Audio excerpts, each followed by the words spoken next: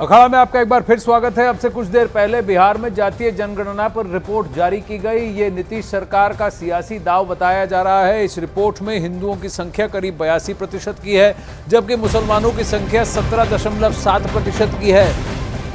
इस रिपोर्ट की बड़ी बात यह है कि अत्यंत पिछड़ा वर्ग की संख्या बिहार में सबसे ज्यादा है। बिहार में अत्यंत पिछड़े वर्ग की संख्या करीब 36% है, जबकि पिछड़े वर्ग की संख्या 27% बताई जा रही है। बिहार में सवर्ण समुदाय की संख्या 15.52% की बताई जा रही है। कुल मिलाकर अगर जनसंख्या के आंकड़े ओवरऑल देखे जाएं तो 82% हिंदू, 17.7% मुसलमान, करीब 0.05% ईसाई, 0.08% बौद्ध और बड़ी ही छोटी संख्या में कोई भी धर्म को नहीं मानने वाले भी हैं।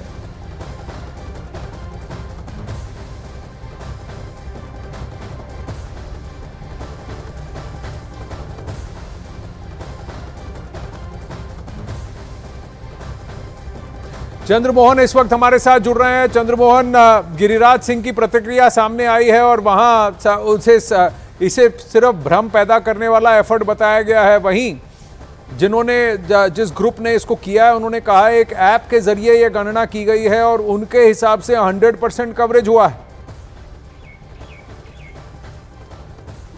बिल्कुल, देखिए, राज्य सरकार को इस दिन का काफी दिनों से इंतजार था और नीतीश कुमार जब से यह बात सामने आई थी कि बिहार में जातीय आधारित गणना होती है तो यह सामने आ जाएगा कि बिहार में कितनी जनसंख्या अब तक हुई है और किस किस जातियों के लोग अभी बिहार में मौजूद हैं। आपको हम जानकारी के लिए बताएं कि कुल 214 जातियों की गणना हुई है, अन्य लेकर 215 जातियों की गणना हुई है, जबकि कैटेगरी के मुताबिक हमारे हाथ में ये जाति आधारित गणना का रिपोर्ट मौजूद है। इसमें 7 धर्मों की गणना की गई थी, जिसमें हिंदू, इस्लाम, ईसाई, सिख, बौद्ध, जैन और अन्य धर्मों की भी इसमें कैटेगरी बांटी गई थी। तो कुल मिलाकर ये देखा जाए तो जब यह गणना शुरू हुई थी उसी समय यह कहा गया था कि न कि यह धार्मिक, न कि यह किसी के आर्थिक सर्वेक्षण की जा रही है, बल्कि नीतीश कुमार अपनी राजनीति के लिए ये सर्वे करवा रहे हैं। और आज अभी जब सवाल पूछा गया है यहाँ पर जो डेवलपमेंट कमिश्नर मौजूद थे, जो प्रेस कॉन्फ्रेंस कर रहे थे, तो वास्तव में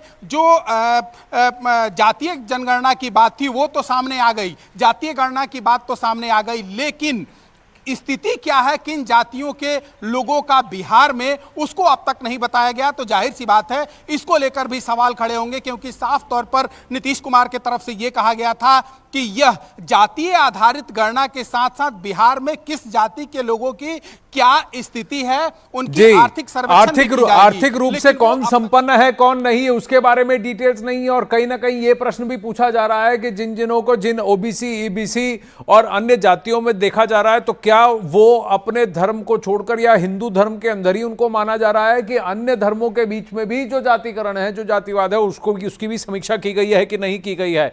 वहीं बिहार में जातीय जनगणना की रिपोर्ट पर सियासी घमासान शुरू हो चुका है। बीजेपी सांसद और वरिष्ठ वक्ता रविशंकर प्रसाद जी ने भी जातीय आधारित गणना पर अपनी प्रतिक्रिया दी है। सुनिए। अब जनगणना का क्या डाटा हुआ है देखकर बात करेंगे। सवाल है कि ओबीसी की बात करने वाले अपनी राजनीति को परिवार से आगे निकालेंगे क्या? इंदिरा गांधी के बाद राजीव गांधी, राजीव के बाद सोनिया जी, फिर राहुल जी, यहाँ पर लालू जी, फिर राबड़ी जी और फिर तेजस्वी जी, वहाँ मुलायम सिंह जी, अखिलेश जी, ममता जी और उनके भतीजा जी। आम ओबीसी कहाँ है? संजय जायसवाल जी हमारे साथ फोन पर हैं। संजय जायसवाल जी नमस्ते, मैं आनंद नरसिम्हन बोल रहा हूं। बताइए, इन आंकड़ों पर आप क्या कहेंगे? जातीय जनगणना के आंकड़े जारी कर दिए हैं बिहार की राज्य सरकार ने। कुछ भी नहीं है। जो बातें माननीय कर्पूरी ठाकुर जी और कैलाशपति मिश्र जी ने 77 में जाना था वो हम पढ़ के जान रहे हैं। इससे ज्यादा अलग क्या है? उस समय जब कैलाशपति मिश्र जी और कर्पूरी ठाकुर जी ने रिजर्वेशन दिया था तो 27% रिजर्वेशन दिया था। मंडल कमीशन ने भी 27% दिया था। आज ये आंकड़े पुष्टि हो गई कि हम 53% ओबीसी हैं। इस पूरे योजना में 500 करोड़ रुपया भारतीय जनता पार्टी के वित्त मंत्री ने दिया है, यह भी ध्यान रखने की बात है। और सभी दलों ने इसका समर्थन किया था, पर हमने समर्थन इस बेसिस पे किया था कि जो जातियां पीछे छूट गई हैं उन सबों को आगे बढ़ाने का काम भले 33 साल में इन्होंने नहीं किया, भविष्य में ये दोनों बड़े भाई छोटे भाई मिल के करेंगे। ये एक उसका सबसे जरूरी कंपोनेंट था। अफसोस की बात तो यह है कि कोई इकोनॉमिक आंकड़ा जारी नहीं किया जा रहा है, केवल संख्या बताई जा रही है। संख्या भी जो सेंसस का डाटा उससे मैच नहीं कर रहा है आबादी से, एक तो वो भी है, और दूसरा ये भारतीय जनता पार्टी उस समय जनसंघ में थी। जब हमने जनता पार्टी में मर्जर किया था तब हमने 27% आरक्षण दिया था। विश्वनाथ प्रताप सिंह के समय भारतीय जनता पार्टी साथ में थी, तब आरक्षण दिया था। बिहार में लालू जी ने आज तक एक व्यक्ति को आरक्षण नहीं दिया। यह भाजपा और जदयू जब साथ थी तब हमने 50% महिलाओं को आरक्षण दिया। और अगर ऐसा है तो फिर इस एक्सरसाइज का क्या लाभ, इसका उद्देश्य क्या है, और इसको ऐसी क्या जल्दी थी, तत्परता थी कि इसको इतने त्वरित तरीके से इसको लोकसभा 2024 के चुनाव से पहले इसकी घोषणा की गई? मैं तो इसका बिल्कुल समर्थन करता हूं कि इसकी घोषणा कर देने से जो भ्रम का जाल ये बड़े भाई छोटे भाई ने फैलाया था कि संख्या के अलग अलग विवादास्पद डाटे देके, ये भ्रम का जाल समाप्त हो गया। राहुल गांधी इतना जरूर प्रचार कर रहे हैं, लेकिन राहुल गांधी जी ने, सिद्धरमैया ने कर्नाटक में भी डाटा दिया था, सिद्धरमैया के समय हुआ था। आप पूरे देश में जातीय जनगणना की बात करें, कर्नाटक का डाटा आप क्यों नहीं रिलीज कर रहे हैं? आखिर उनको, राहुल गांधी को किसने रोका है? बिहार में तो यह कर्पूरी ठाकुर और कैलाशपति मिश्र जी की देन है कि हमने 77 में हमने रिजर्वेशन दिया था। तो संजय जायसवाल जी, आप फोन पे बने रहिए। मृत्युंजय तिवारी जी भी हमारे साथ जुड़ रहे हैं। जनगणना के आंकड़े सामने आए हैं, बीजेपी का कहना है ये सिर्फ भ्रम फैलाने के उद्देश्य से किया जा रहा है। मृत्युंजय जी, आप क्या कहेंगे? देखिए, बीजेपी तो जातीय जनगणना के विरोधी रही है, ये बात हम लोग शुरू से करते रहे, और आज जो संकल्प पूरा हुआ, आज ऐतिहासिक क्षण है। हमारी पार्टी का, हमारे नेता का लंबे समय मांग था। गणना सर्वे कार्य जो संपन्न कराया गया था उसका रिपोर्ट आज सार्वजनिक हुआ है। तो ये तो अब सबको, संजय जायसवाल जी हमारे साथ है। मृत्युंजय जी वो कह रहे हैं नया क्या निकला है, और बीजेपी ने भी इसके लिए समर्थन दिया था, सभी पार्टी इसके समर्थन में थी। नहीं, बीजेपी की सरकार में थी, ये विरोधी दल थे। भाजपा सरकार में थी और हमारे फाइनेंस मिनिस्टर ने 500 करोड़ दिया, उस समय मृत्युंजय जी विरोधी दल थे, वो भूल रहे हैं। जी जी जी, एकदम सही बोल रहे हैं हमारे आदरणीय संजय जायसवाल जी जो बातें कह रहे हैं। लेकिन ये सबसे पहले मांग तेजस्वी यादव जी ने की थी, तभी आदरणीय नीतीश कुमार जी जब बीजेपी के साथ भी थे तो सर्वदलीय प्रतिनिधि मंडल आदरणीय प्रधानमंत्री जी से मिलने गया था, मांग किया था कि पूरे देश में कराई जाए। लेकिन जब नहीं की गई तो फिर सर्वदलीय बैठक में ये तय हुआ था। लेकिन ये हमारी पार्टी का, हमारे नेता का लंबे समय से ये मांग रहा था, संघर्ष कर रहे थे। और जब सरकार में आए तो जाति जनगणना सर्वे कार्य में कितना अड़ंगा लगाया गया, कितनी परेशानियों का सामना करना पड़ा, ये सर्वविदित है, जग जाहिर है। इसके बाद भी माननीय उच्च न्यायालय ने भी इसकी हरी झंडी दी, माननीय सर्वोच्च न्यायालय ने भी इसकी हरी झंडी दी। इसके बाद ये कार्य पूरा हुआ और इसे सार्वजनिक भी कर दिया गया।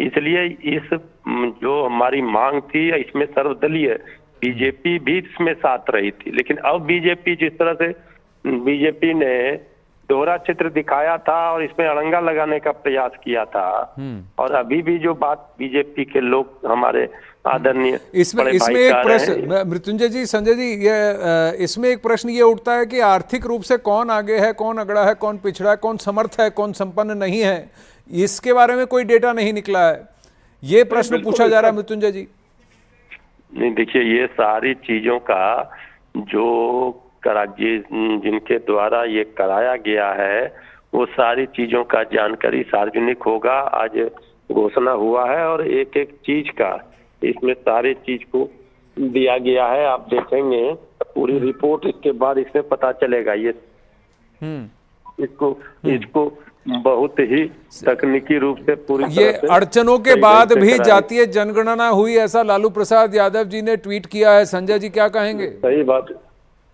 500 करोड़ एक तो भाजपा ने दिया, दूसरा बात यह है कि कर्पूरी ठाकुर जी और कैलाशपति मिश्र जी ने पहले ही बोला था कि 52% की आबादी पिछड़ों की है, और आज ये सारे आंकड़े के बाद उसी के आसपास आबादी निकली और आरक्षण भी उसी के हिसाब से दिया गया। मंडल कमीशन ने भी जो 27% आरक्षण दिया था वो इसी डाटा से दिया था कि 54% देश में पिछड़ों की आबादी है, इसलिए हम 27% रिजर्वेशन दे रहे हैं। ये अगर ये केवल 27% जानने के लिए किया गया था, ये ऐसी बात नहीं है। ये हुआ था कि जो आर्थिक रूप से पिछड़े समूह हैं उनको, जो 33 साल में लालू यादव और नीतीश कुमार नहीं बढ़ा पाए, अब भविष्य में उनको बढ़ाया जाएगा। हम तो ये हमेशा चाहते हैं, भारतीय जनता पार्टी की आज तक सरकार नहीं बनी है, नहीं तो हम सभी को आगे बढ़ाने का कार्य करते। अब जो पीछे छूटे हुए हैं वो आगे बढ़ेंगे और इसमें हर दल की साथ है। लेकिन 500 करोड़ खर्च करके आप वही जाने जो कर्पूरी ठाकुर जी शुरू से और कैलाशपति मिश्र जी शुरू से जानते थे, जो विश्वनाथ प्रताप सिंह और आडवाणी जी शुरू से जानते थे, उसी डाटा की संपुष्टि हुई है।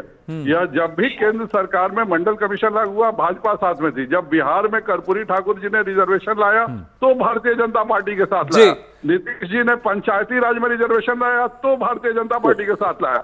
15 साल राष्ट्रीय जनता दल रही, एक व्यक्ति को उसने रिजर्वेशन दिया हो तो वह बताए। जी देखिए, बिहार में कराई गई जाति आधारित गणना को लेकर शीघ्र ही बिहार विधानसभा के उन्हीं 9 दलों की बैठक बुलाई जाएगी तथा जाति आधारित गणना के परिणामों से उन्हें अवगत कराया जाएगा, ऐसा नीतीश कुमार जी कह रहे हैं। जैसे ही उन्होंने साधुवाद दिया है कि इस कार्य में लगी हुई पूरी टीम को बहुत बहुत बधाई। जाति आधारित गणना के लिए सर्वसम्मति से विधानमंडल में प्रस्ताव पारित किया गया था। बिहार विधानसभा के सभी 9 दलों की सहमति से निर्णय लिया गया था कि राज्य सरकार अपने संसाधनों से जाति आधारित गणना कराएगी एवं दिनांक 2/6/2022 को मंत्रिपरिषद से इसकी स्वीकृति दी गई। इसके आधार पर राज्य सरकार ने अपने संसाधनों से जाति आधारित गणना कराई है। जाति आधारित गणना से न सिर्फ जातियों के बारे में पता चला है बल्कि सभी की आर्थिक स्थिति की जानकारी भी मिली है, ऐसा नीतीश कुमार जी कह रहे हैं। इसी के आधार पर सभी वर्गों के विकास एवं उत्थान के लिए अग्रतर कार्रवाई भी की जाएगी। तो अब नीतीश कुमार जी की तरफ से पुष्टि है संजय जायसवाल जी की आर्थिक रूप से संपन्नता के बारे में भी जानकारी जुटाई गई है। मृत्युंजय तिवारी जी हमारे साथ है, संजय जायसवाल जी का फोन कट गया। मृत्युंजय जी, तो यानी नीतीश कुमार जी का कहना कि आर्थिक रूप से भी डेटा कलेक्ट किया गया है कि कौन आगे है, कौन संपन्न है, कौन नहीं।